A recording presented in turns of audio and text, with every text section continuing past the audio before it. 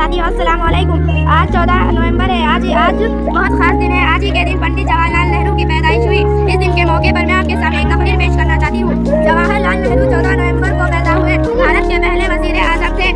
वो Indian national Congress के रहनुमा और तहरीक के आज़ादी हिंद के अहम किरदार थे। अपनी जिंदगी में वो पंडित नेहरू या पंडित जी के नाम से भी जाने जाते थे। वो 1947 ईस्वी से 1964 ईस्वी तक भारत के वजीर आजम रहे। भारत में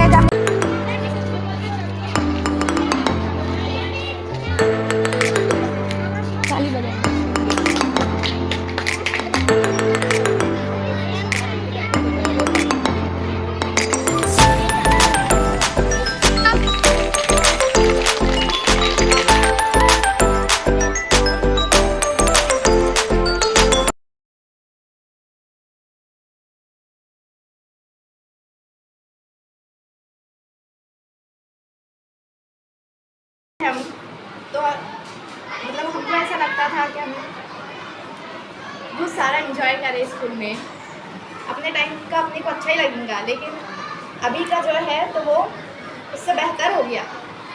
स्कूल में हर चीज़ की मतलब सब कुछ अवेलेबल हो गया।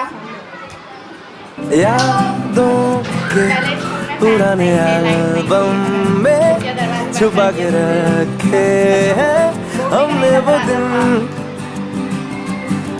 गुल्लक में पड़ी चवन्नी सी बचा के रखे हैं हमने वो दिन ना